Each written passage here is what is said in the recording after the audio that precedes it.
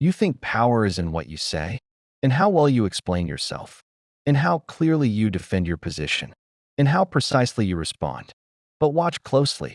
Every time you rush to explain, you give something away, not information, energy, attention, authority over your inner state. Because the moment you feel the need to explain yourself, you are no longer centered. You are reacting, and reaction is where control begins to leave you. There is a version of you that feels this immediately, a tightening, a pull to respond, to clarify, to correct how you are being perceived, not because it matters that much, but because something inside you feels unsettled. That unsettled feeling is not random. It is exposure. Something has been touched, an identity, an expectation, a need to be understood.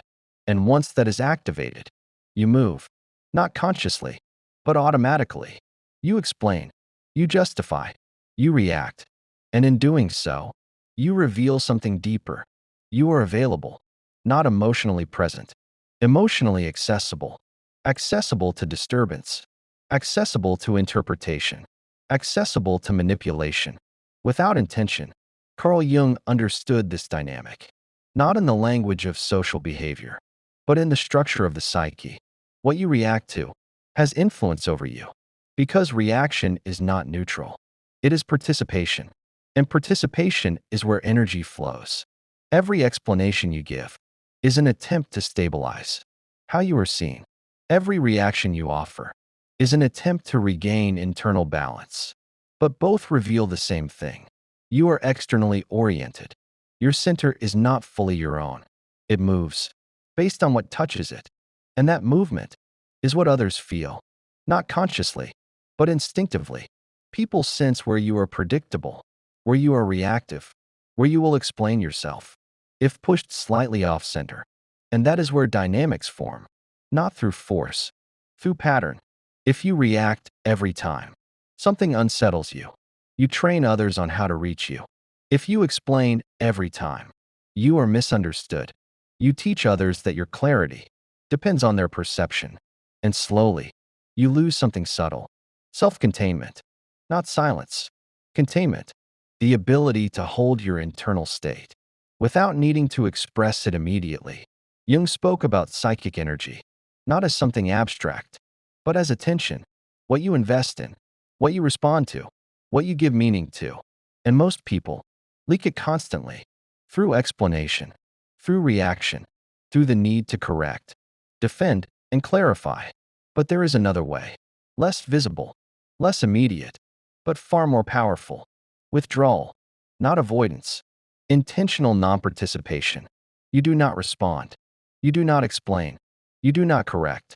And suddenly, something shifts. Not outside you first, inside you. Because now you are holding something you used to release automatically. The urge to react. The urge to speak. The urge to stabilize perception. And that urge is where your conditioning lives. You feel it as pressure, a need to do something, to respond, to fix, to reestablish control. But control does not come from reaction. It comes from restraint. And restraint feels unnatural at first because you are used to movement, to expression, to immediate release. So when you remain still, it feels like you are losing something. But you are not losing. You are reclaiming. Reclaiming your center. From automatic reaction. Reclaiming your energy. From unnecessary explanation. Reclaiming your presence. From external disturbance. This is where silence begins to change meaning. Not absence. Power. Because silence disrupts expectation. People expect reaction. They expect explanation. They expect access to your internal state. And when that access is removed, something shifts in the dynamic. Not aggressively, subtly. They can no longer predict you. They can no longer stabilize themselves. Through your reaction and unpredictability creates space, not chaos. Space. Space where you are no longer defined by how you respond. Space where your presence is not immediately consumed. Jung would call this withdrawal of projection. You stop feeding the dynamic. You stop participating in the unconscious exchange. And when you do that, you begin to see something clearly. How much of your life has been shaped by reaction? How much energy has been spent maintaining perception? How much attention has been given to things that did not require it? And this realization is not comfortable because it reveals something. You were available in ways you did not recognize, available to be pulled, available to be influenced, available to be interpreted, not because others controlled you, but because you responded automatically. An automatic response is where power dissolves, not dramatically, gradually, one reaction at a time, one explanation at a time, until your internal state is no longer fully yours. This is where individuation begins, not in expression, in containment, in the ability to experience something without immediately externalizing it, without turning it into words, without turning it into reaction. You feel it, you observe it, you let it exist, without acting on it. And that changes you, because now you are no longer driven by every internal movement. You are aware of it, but not controlled by it. That awareness is separation, separation from the automatic self, the reactive self, the version of you that needs to be understood, that needs to be right, that needs to be seen clearly. And as that separation grows, something else emerges. Stability, not rigid, not forced, natural, because you are no longer moving with every external stimulus. You are choosing when to speak, when to respond, when to remain silent, and most importantly, when to ignore. Ignoring is misunderstood. It is not indifference. It is discernment. The recognition that not everything deserves your energy. Not everything requires your attention. Not everything is worth your participation. And once you see that clearly, your behavior changes. Not dramatically, quietly. You stop explaining, not because you cannot, because you no longer need to. You stop reacting, not because you feel nothing, because you no longer allow everything to move you. You stop engaging in every dynamic, because you recognize that engagement is what sustains it. And in that withdrawal, something powerful happens. Your energy consolidates. It stops leaking. It stops scattering. It returns to you. And when your energy returns, so does your clarity. Your presence becomes heavier, not in force, in stability. People feel it, not because you say more, but because you say less. Not because you react strongly, but because you do not react predictably. And that unpredictability creates distance, not disconnection. Distance from unnecessary entanglement. Distance from unconscious patterns. Distance from dynamics that require your reaction to survive. This is where your power stabilizes, not in control over others, in control over yourself. And that changes everything, because once you are no longer reactive, you are no longer easily moved. And once you are no longer easily moved, you are no longer easily shaped. And once you are no longer easily shaped, you begin to exist on your own terms, quietly, without announcement, without explanation. And that is where something deeper begins. Not performance, not validation, self-containment, the ability to hold your state without needing to express it, the ability to observe without needing to react, the ability to remain silent without feeling diminished. There is a moment before every reaction. You know it. It happens quickly, almost too quickly to notice. A shift in your body, a tightening, a pull toward expression.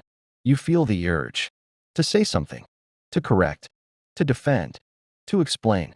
And before awareness, you move. That is the pattern, not the words. The movement, the automatic transition from feeling to expression. Carl Jung would not look at what you say. He would look at what moves you to speak, because that movement is not random. It is conditioned, built over time, reinforced through repetition. Every time you explained yourself, you strengthened it. Every time you reacted immediately, you made it more automatic. And now, it feels like who you are. But it is not who you are. It is what you have practiced. There is a difference. And that difference is where change begins. Most people believe their reactions are justified, that if something is said, it must be answered. If something is wrong, it must be corrected. If they are misunderstood, they must explain. But this belief is where energy is lost, because not everything requires your response, and not every misunderstanding requires your correction. There is a deeper mechanism here. The need to be seen accurately, the need to be understood, the need to maintain a certain image of yourself in the minds of others. That need is where reaction begins. Because the moment your image feels threatened, you move to protect it, not consciously, instinctively. You explain, you clarify, you defend, and in doing so, you reveal something important. You are identified with that image. You are attached to how you are perceived. An attachment creates vulnerability, because anything you are attached to can be disturbed, and anything that can be disturbed can move you. This is where most people live, not in control of their reactions, but in response to perception.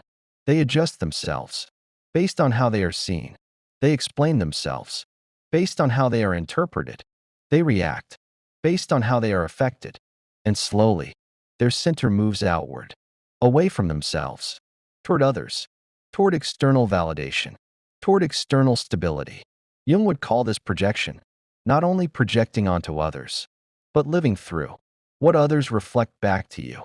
You begin to see yourself through their reactions, and when their reactions shift, you shift with them.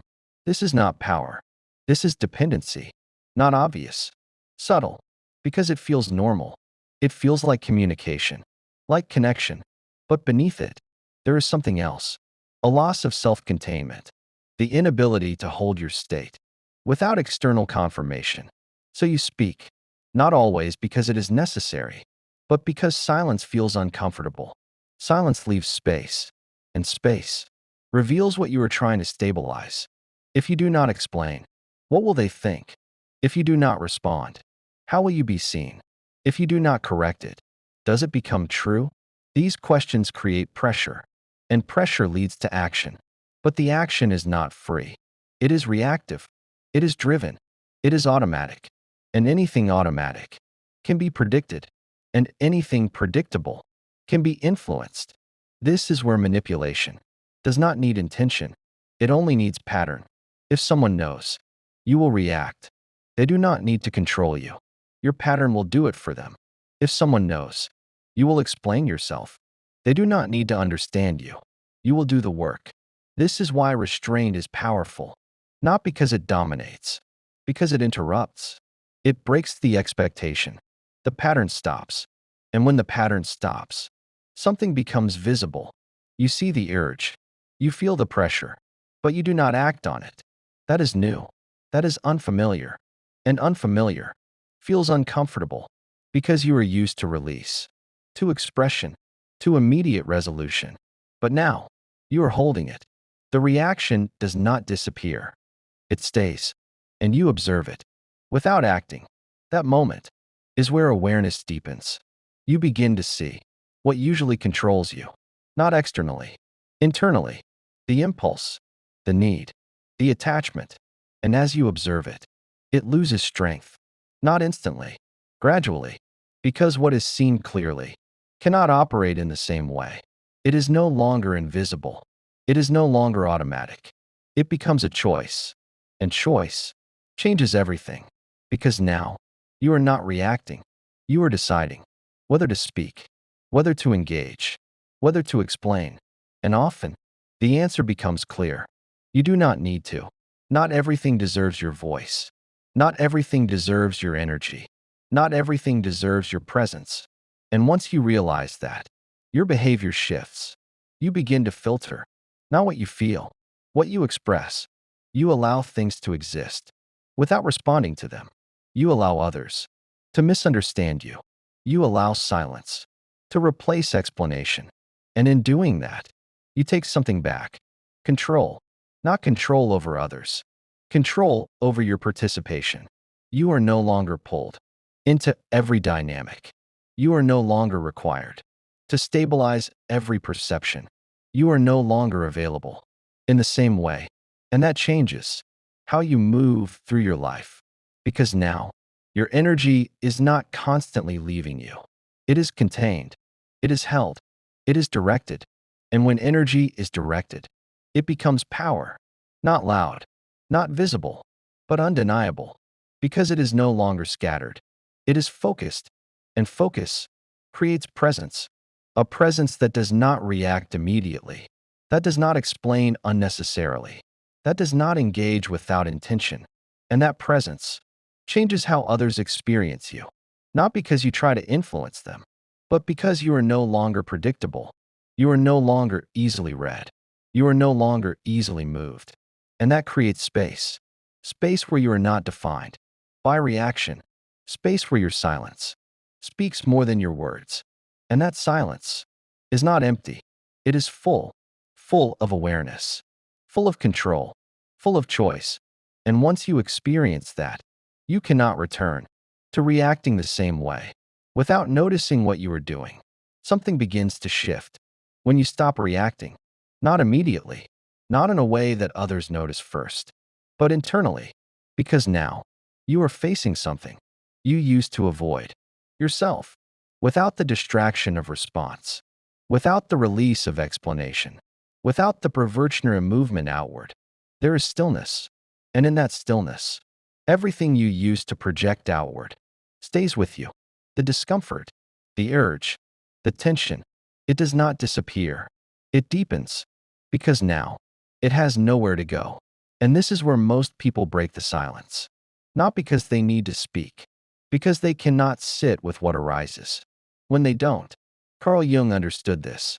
He knew that what you cannot hold internally, you will express externally, not always in words, in reaction, in behavior, in subtle movements that relieve internal pressure. So when you choose not to react, you are not avoiding, you are containing. And containment reveals something. What actually controls you? Not the situation, the internal response to it, the meaning you assign, the identity you protect, the expectation you carry. All of it rises. And now, you see it, not as theory, as experience. You begin to notice how quickly the mind moves, how fast it tries to create a response, how urgently it wants resolution, and how uncomfortable it feels to do nothing. That discomfort is important because it shows you what you are dependent on, the need to respond, the need to be understood, the need to correct perception. Without those, you feel exposed, unresolved, open, and that openness is unfamiliar because you are used to closing it quickly, with words, with reaction, with explanation. But now, you are not closing it. You are staying in it. And in that space, something deeper begins to emerge. Clarity, not the kind you create, the kind that appears. When you stop interfering, you begin to see situations differently, without the urgency to respond. You observe more. You notice tone, pattern, intention. You see what is actually happening, not just how it makes you feel. And this changes your perception, because reaction narrows vision. It focuses you on what disturbs you, but silence expands it. It allows you to see beyond your immediate response. And often, what you see is unexpected. You realize that much of what you reacted to did not require it, that many things resolve themselves when you do not engage, that some dynamics only exist because you participate in them. And when you stop participating, they weaken, they lose momentum, they lose structure, because they were sustained through your reaction. This is where power becomes visible, not in control, in absence, the absence of reaction, the absence of explanation, the absence of unnecessary engagement. And that absence creates a different presence, a presence that is not reactive, not available to every stimulus, not defined by external movement. You become still, not passive, deliberate. And that deliberateness changes your relationship to everything. You begin to choose what deserves your attention, what deserves your voice, what deserves your energy. And most things do not, not because they are meaningless, but because they do not align with where you are directing yourself. This is where individuation begins to take form, not as an idea, as separation. separation from automatic behavior, separation from unconscious participation, separation from the need to be constantly engaged. You begin to stand apart from what used to pull you in, not because you reject it, because you are no longer controlled by it. And that creates distance, not emotional distance, psychological distance, the ability to experience something without becoming it, the ability to observe without being absorbed. And that distance is where your self begins to stabilize, not based on others, not based on reaction, based on awareness. You are no longer defined by how you respond. You are defined by what you choose to engage with. And that choice becomes clearer over time because silence teaches you. It shows you what matters and what doesn't, what is worth your energy and what is simply noise. At first, everything feels important. Everything feels like it needs a response. But as you remain still, that illusion fades. You begin to see the difference between what demands attention and what only attracts it. And once you see that, your behavior changes again. You stop chasing resolution. You stop correcting everything. You stop engaging just because something touches you. And in that restraint, something powerful stabilizes you, not the reactive version, not the defensive version, but the one who observes first and chooses second. And that version of you is not easily moved, not easily influenced, not easily drawn into dynamics that do not serve you, because now you recognize them early, before they fully form, before they pull you in, before they become something you have to resolve. And that recognition is where everything begins to simplify. Your interactions, your decisions, your energy, less noise, less reaction, less unnecessary movement, more clarity, more intention, more control. And that control is not rigid. It is quiet. It does not need to prove itself. It simply exists in your ability to remain unchanged when everything around you tries to move you. And that is where your power stops being temporary and begins to stabilize. And when your power begins to stabilize, it no longer needs to be displayed. It becomes internal, quiet, unmoved. You stop measuring yourself by how you are received. You stop adjusting yourself to be understood. You stop explaining what no longer needs explanation because something has shifted, not in the world, in your relationship to it. You are no longer participating at the same level. There is distance now, not detachment, discernment. You see what is happening without needing to enter it. You hear what is said without needing to respond to it. You feel what arises without needing to act on it. And this changes everything because now you are not pulled into every moment. You are choosing your moments. You are choosing your responses. You are choosing your silence. And that choice becomes your structure, a structure not built on reaction, but on awareness. This is where self-containment becomes complete, not perfect, but stable. You can hold tension without releasing it immediately. You can hold misunderstanding without correcting it. You can hold perception without trying to control it. And in that holding, you become free, not free from the world, free from the need to constantly respond to it. Carl Jung spoke about individuation as the process of becoming whole, not improved, whole. And wholeness does not require constant expression. It requires integration, the ability to contain what you feel without being controlled by it, the ability to see without reacting, the ability to remain without needing to prove. This is where silence becomes something else entirely, not absence, authority. Because your silence now is not avoidance. It is selection. You are selecting what deserves your voice, what deserves your attention, what deserves your energy. And most things fall away, not because you reject them, because they no longer reach you. You are not available in the same way, not accessible to every stimulus, not open to every interpretation. And that lack of availability is what creates your presence. Because presence is not built through constant engagement. It is built through restraint, through control, through the ability to remain unchanged when unnecessary movement is offered. This is where ignoring becomes power, not passive ignoring, conscious ignoring. The decision to not participate in what does not align, to not respond to what does not require it, to not explain what is already clear within you. And that decision simplifies everything. Your mind becomes quieter because it is no longer preparing responses. Your energy becomes stronger because it is no longer scattered. Your presence becomes heavier because it is no longer diluted. You begin to move differently, not rushed, not reactive, deliberate. There is space between what happens and what you do. And inside that space, you exist, not as a reaction, as a choice. And that is where your life begins to change, not dramatically, but fundamentally, because now you are no longer shaped by every interaction. You are shaped by what you allow to matter. And what you allow to matter becomes very precise, very intentional, very limited.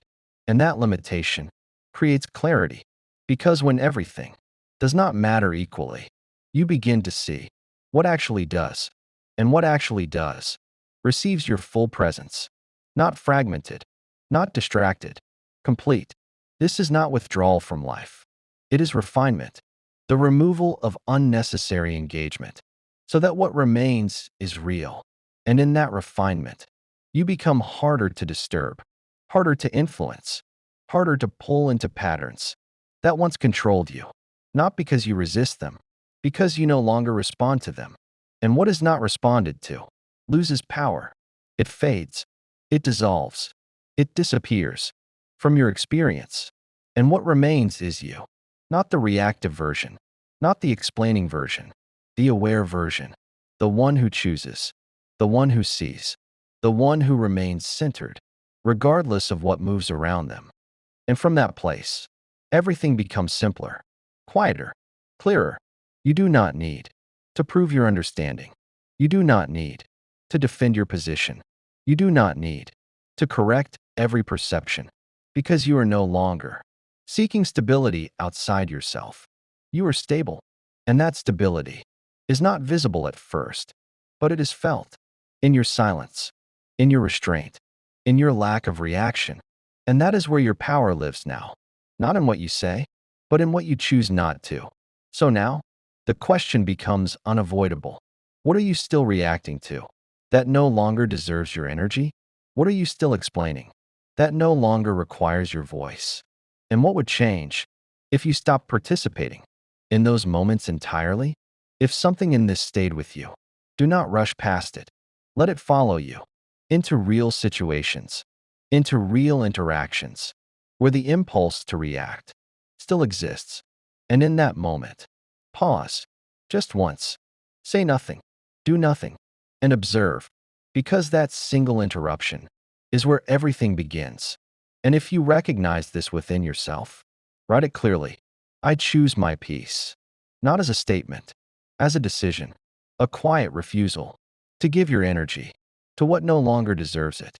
And if this kind of clarity resonates with you, stay with inner Phoria, not for noise, for awareness, because the more you see, the less you need to say.